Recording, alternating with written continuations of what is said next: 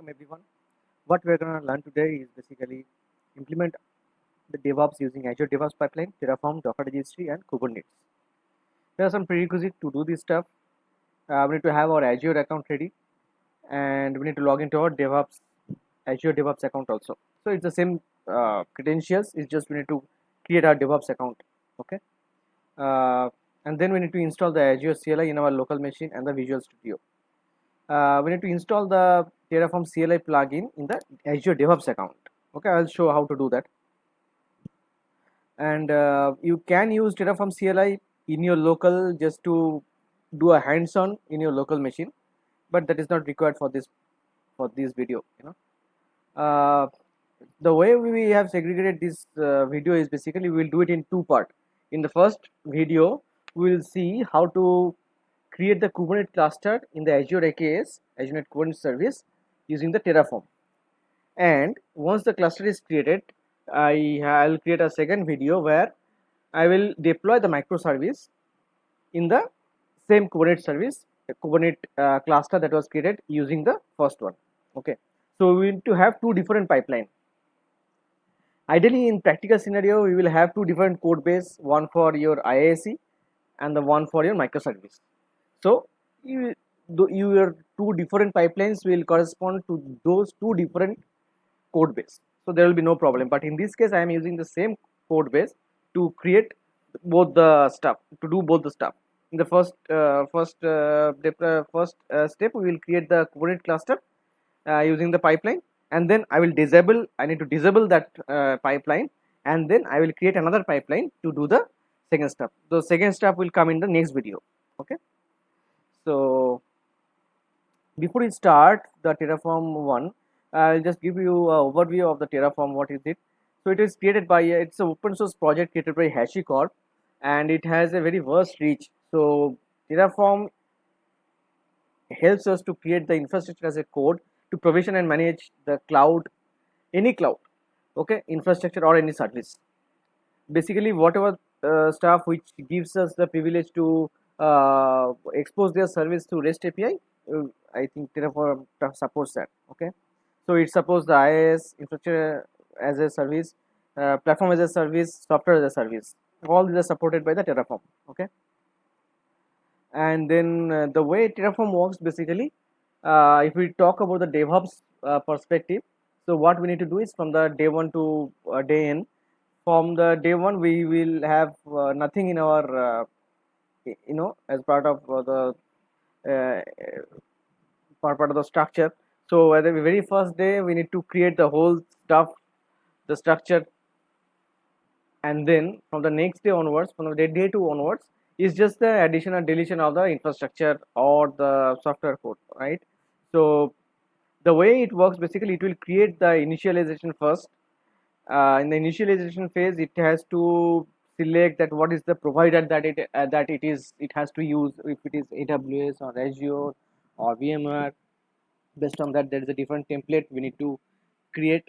Okay, to tell the Terraform that okay, we need to use this is the provider that we're going to use. Okay, and then it will plan accordingly. So in the next phase, in the plan stage, it will decide whether it has to do all the stuff at is the very first time that it has to create all this structure, or it is the next step where it has to add some resources or delete some resources. That plan it will do in the next, and then it will apply in the actual cloud. Okay, in the apply phase, it will basically create all those stuff that has been mentioned in the Terraform template. Okay, so that is how Terraform basically works. It has a vast reach of all the software that we have seen so far. Okay, so now if we go to our portal and see that so I am using the subscription. It's because I created all this stuff using the code base. That's why in the research resources in my portal, Azure portal, it is showing all of them. So at the very first time, there will be nothing, and also I have already created all these resource group that I has created. So if we talk about the Azure, Azure creates all the resources. You can see all this list here. Virtual network, and all this stuff is been created under a resource group. So that is the very first thing that Azure needs to do. there has to has a have a resource group if you want to create any resource. Okay, and if you see my subscription, you will see that I'm still using the free trial because I just created the account. So I'm going with my free trial subscription. And then if we talk about the the my Azure DevOps account. So the very first time if you log into Azure DevOps, you will see there is nothing. There will be one organization that will be created based on your name. Okay, whatever credential that you are using here, I'm using my Hotmail credential. So based on that, it will create an default organization for you. You can go ahead or you can create a new organization. Okay, so very initially there will be no project there. You can create a new project and then you can come here. So as because I created this project, so it is there, but it's a blank project. There is nothing in it. I already deleted all those stuff that I created. I'll start from the scratch again. So after creating the project, what you need to do is basically you need to come to the project settings. You can see in the left corner, you can see the project settings is there. You need to click on the service connection and you need to create some service connection. So what is the service connection? The service connection is used if DevOps needs to talk to anything other than the DevOps dev.azure.com. Anything outside this, it has to connect using the service connection. Like in this case, we need to talk to our portal, Azure portal, right? We need to know what is the subscription that we are going to use. So I have to add a service connection telling, okay, this is a Azure resource manager I need to connect to. Okay, we need to talk to GitHub. So in that case also I need to again create another service connection to create the to connect to the GitHub. Okay, likewise we need to create the Docker registry also because we need to push our code to the Docker registry. Okay, so all the stuff will be happening from here only using the pipeline. So we need to create the service connection for the same. So I'll go with the Azure one first, Azure Resource Manager first. I'll select the Azure Resource Manager here. Okay, I'll select Service Principal Automatic, and then if I select subscription, it will show you the subscription. It will ask you to log in. You can log in here.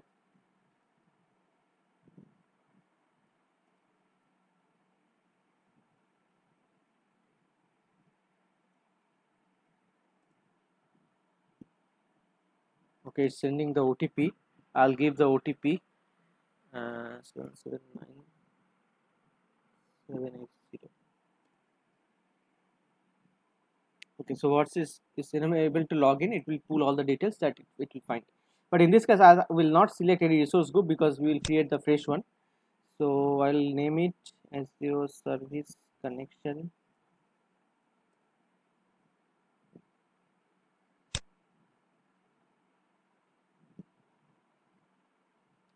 Then I will create our GitHub service connection because it has to pull the data from the GitHub only. So I'll go with the GitHub connection. Let's type GitHub here. Grant authorization, OAuth organization, Azure pipeline.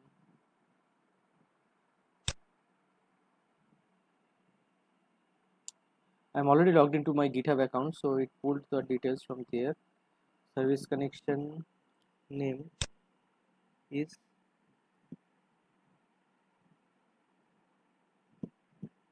okay. Okay, let it be like this only. You need to select this grant access permission. Then we need to select the Docker registry, a Docker hub. This type registry. Okay, Docker registry. We'll select Docker hub. Docker ID is this. We'll give the password.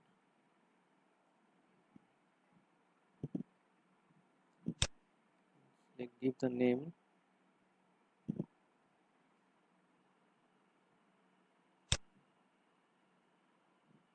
So it was verifying all the credentials. Okay, so all these are added. Now we'll go to the creating our first pipeline. Okay, if I click on the pipeline, you can select create pipeline. So we need to select from where is your code. So our code is in GitHub. So I'll select GitHub. I'll select the repository,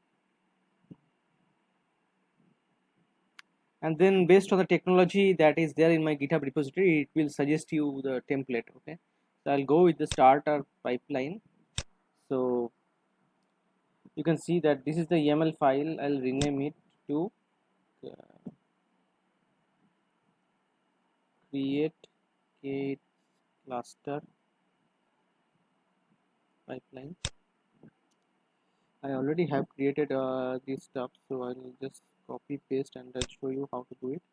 So you can see you don't need to remember all of stuff. There is a very cool feature that is given in this page. You can see there is a show assistant button there. If you click on it, it will give you all those tasks that you can assign in this pipeline. Okay, so the only thing that you need to keep in mind that they are properly aligned. Wherever your cursor is, whatever task you are adding from here, it will add in that place only. Okay, so like here you can, the first step, in the very first step, if I show you the Terraform CLI, you can see if I type here Terraform, this Terraform CLI will only come if you are downloading this. I'll give the link again. So these are the two URL that you need to click on. So these are the CLI Terraform CLI URL that is given in the market, that is there in the Visual Code Marketplace. So we need to click on it, and then it will be downloaded into your DevOps account, and then you can use those plugins. Okay, so once that is done, then only you will be able to see this plugin appearing here. Now if I click on Terraform CLI, so as I said, the Terraform CLI, first we need to initialize, and then need to uh, either we can either plan or validate, but in this case I'm just using the apply one. So if I first select the init, in the init phase it will show you all the details that you need to give. So the configuration directory, in the configuration directory you need to mention where is your code. Okay, so if I show you my code base, you can see the after root directory in IIC Azure, this is where our Terraform files are. Okay, so I need to give the path here, so that is what is given here. Okay, as I copy pasted from the old one, so it is already given here. I'm just showing you in the on the right hand side how to give those data. So in the command options, there is nothing is required here. In the backend type, it should be Azure RM. Okay, now we need to give all this Azure RM backend configuration. You need to give. So this is what it will create to initialize the Azure RM connection. So for it has to initialize the backend for Azure. Okay, so this is the step. That's why it's asking for all these details, so that it can create all those stuff in the backend, in the Azure account itself. So we have to select what is the subscription. We just already created the service connection. You need to select all this connection. You need to give a resource name. So we can give, you can see I have already given them the names. I'm just showing you going by all this. The storage account name should be very unique, okay, across the Azure account. So you need to name it properly, and using this is the key that where it will store all these key of states and all this. Okay, so all these values are given here, and it is asking for the group name, all this stuff.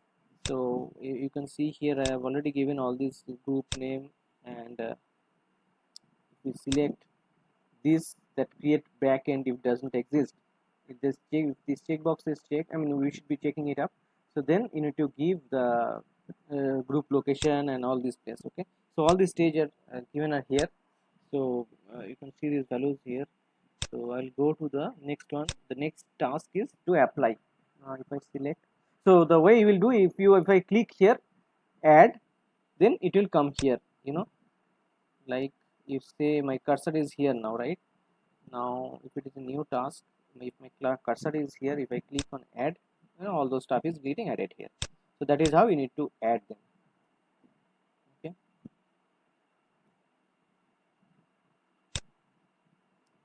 okay, so then this that the apply one. Okay, I will again select Terraform CLI. If I select apply, it will show all the same configuration directory we need to give, and we need to give the, as you select the Azure subscription as it is given here. This is the name that I have given it while creating the service connection. So, and this is the same path that we are using here also. So we need to give that working directory path, and then in the command options we need to give these variables. So if I go to the code base for the Terraform, you can see there are, so this is in the visual code, this is how it is looking. In the configuration folder we have IAC Azure, and inside that we have all this Terraform files. So I'll just quickly go through that Terraform files, what they are and how we can make use of them. So in the main file we need to give the provider name. So in this case we are using Azure, so we need to give Azure RM. So all these details are given in the Terraform site. If we click go to the site, they accordingly it will provide all the details that we need to give. Okay, so and this is the version that we are using, 2.0.0, and uh, I mean currently we have the higher version, but I'm using 2.0.0. And in the Kubernetes file where we are creating the Kubernetes cluster, so these are the details we need to keep. As I said, that whatever resource that we are creating, we need to give the resource group first. So this is the resource group name that we need to give. So all these names is already provided in the, what should be the name of the resource, it is already provided in the Terraform site. So we need to use whatever templates that they have mentioned in their in the API details. We need to use them only. Okay. So in this case, this resource group for Azure RM is named like this. Okay. So if we need to create them, so these values, the mandatory name and location for the to create the resource group. So these values will be coming from the variable. If wherever we are seeing var dot this, there is a variable file there from where it is pulling all those values. Okay, these are the name of the variables, and if it is there like default equal to, so that is the value that it will pull. Okay, so you can see that all these names are coming from the variables only. So here in the location you can see that Azure RM group like this dot kth dot location. So whatever location is given in here, the same location will be here in the Azure RM Kubernetes cluster also. Okay, so that is how it's being deferred there. So accordingly you can see that these values are being pulled. The service principal is used, I mean we need to tell this Terraform that how it has to connect to the Azure. So these are the details that we need to provide. Okay, that what should be the client ID and client secret. If we go to the variable, you have observed that these values are not given. Okay, so these are the the private values that we should not be exposing to anyone. That's why these are not given. We should be passing these values as a parameter or the command line variables. Okay, that's why it is there. I'll go to the UI and then show how to create these variables and then set the values. In the output, whatever values we are seeing here, all these will come in the command in the portal. When this job is invoked, the pipeline will be invoked, we can see these values are being printed in the console.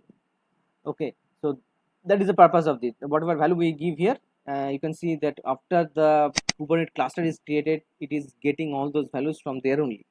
So once it is created, it will print all those values from there. Okay, so that is the purpose of this output file. Okay, and now if I go back to my pipeline, you can see here I was talking about these variables. Okay, so here we have client ID, client secrets, and SSH public key. So I'll quickly, now the way we need to create this variable is basically we need to click on these buttons, we need to click create variables, and we need to give these values. As these are secret values, I will quickly configure them and come back. Okay, so I have created those the variables here. The way we need to, you will get these values of these variables is basically you need to run this command. Okay, you go to your command prompt. If I go to my command prompt and then run this value, run this. This is basically the subscription value that you will get once you log into your Azure portal. Okay, I'll show how to. Okay, let me quickly show. So this is right now I am in the same repository in my local machine where this code base, the GitHub, that code base it is connected to. Okay, I'll log in here only. You need to type this az dot. So I am getting this az because I have installed the Azure CLI. That's why I am able to type az login. Okay, You just need to log in, and then the path should be there, and then you're good to go with typing the Azure AZ commands. So it will create uh, yes, okay, so it will open the portal, and it will ask you to log in. Once you log in, you can see I have already logged in. I can close this browser now, and if I come back here, it is saying that you have logged in, and this is the subscription ID that you need to give, because in my case I have only one subscription, so I'm using that one. If you have multiple subscription, there's a command to set the subscription you want to use, and you can set that command, and then you can go ahead with the subscription ID that you have just set. In my case, I don't need to set because I have just only one subscription. So this is the subscription, and this is the command that you need to give. If you type this command, it will give you some values, 4 values you need to, it will give you the app ID, the secrets, okay, and 2 more stuffs it will give you. So you need to take the app ID as the user, as the client ID, and you need to give the password at the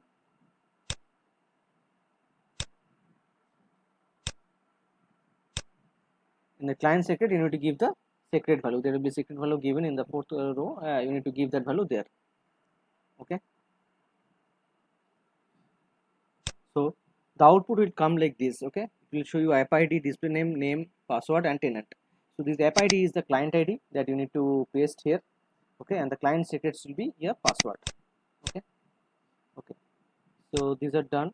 Then okay, so that is what your comment option. Now if I save and run it, so this will save directly to your GitHub. Okay, you can see in my GitHub right now I have this many files. If I click save and run, it will save this file in my root folder, and it will kick that pipeline. Let me quickly do that. Okay, before that, there is one more value that is given here. Okay, in the end you can see there is a SSH public key. Now how will get the SSH public key? You can see that in the variables also here there was SSH public key. We have not set that value. Okay, and it's not that way. It's not that we need to set it in the variable.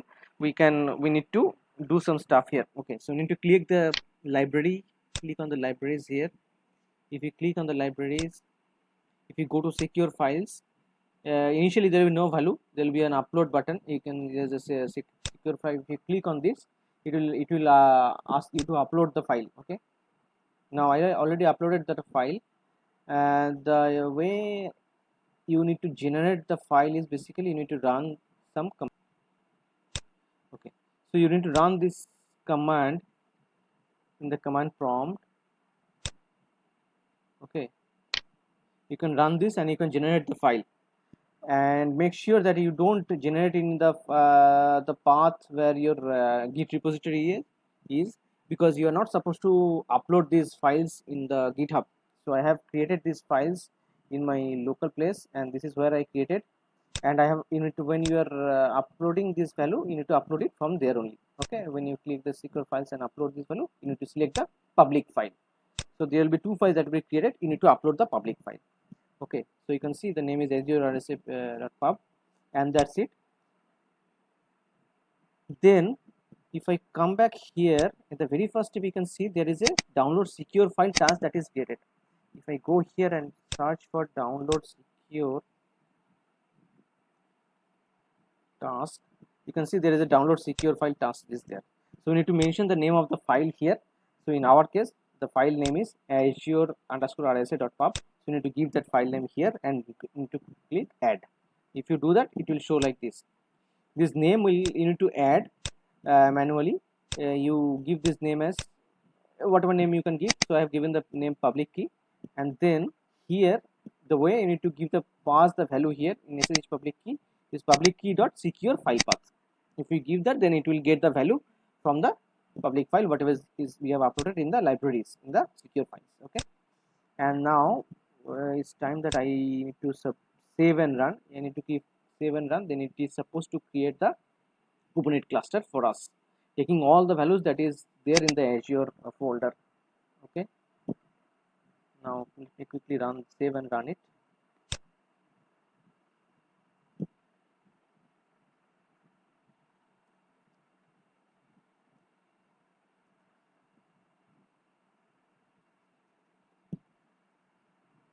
I'm naming it like this. I'm committing it. So if I go to my portal here in the GitHub, I can see that it is committed here now, and it has also uh, invoked it. Okay, pipeline needs permission to access the resource before run can continue. Okay, let me quickly go there and see permission needed. Okay, click on permit. Okay, permission granted. Now it says job waiting. If I click on the job, it will show the details of the job. Okay,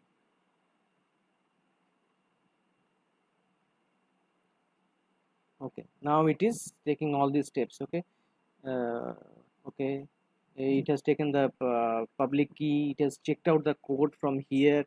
Okay, it has done the one line script. Now it is going to the or terraform CLI init command. That is what it is running now. Okay, while this is running, after this is run, if the init is successful, then it has to run the apply command. Okay, then it will be completed. You can check once this is done, we can go to our Azure portal and check whether it has created the Kubernetes cluster or not.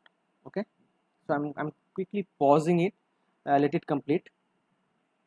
Okay, now the job has completed. Now it took total 4 minutes 24 seconds, most of the time spent on the apply part. Okay, if we click individual CLI logs, we can check all of them, what it did in that part of the job. And there is a view raw log button also there. Okay, but not this one. This will give you the total log, for that particular section. If I go here, and then there is a download log option is also there. Okay,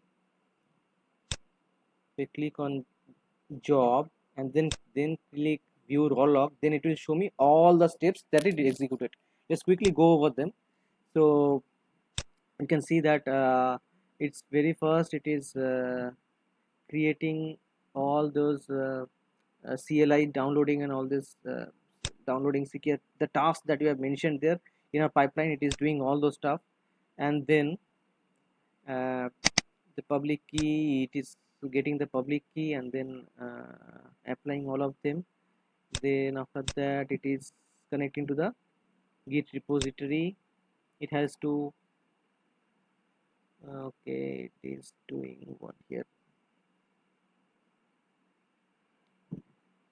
Okay, it from this place, from the checkout, from this location, it has taken all the code base, and then it is going to that particular commit hash, and then doing all those stuff. You can see when it is coming to the Terraform CLI part, in the very first time that it is doing is Terraform version, it is checking, is already inbuilt in the Terraform CLI commands. Okay, so whenever it is triggering, it will always check the Terraform version. So this is the command that is been run. Even if you install the Terraform CLI in your local, you can manually run these configuration files in at your own. You just simply go to this folder in Azure configuration folder, and then you can, in this case in Azure ISC Azure, if you run the Terraform commands, it will run those stuff for you. Okay, so you need to log in. Before that, you need to log into the Azure account and all those stuff.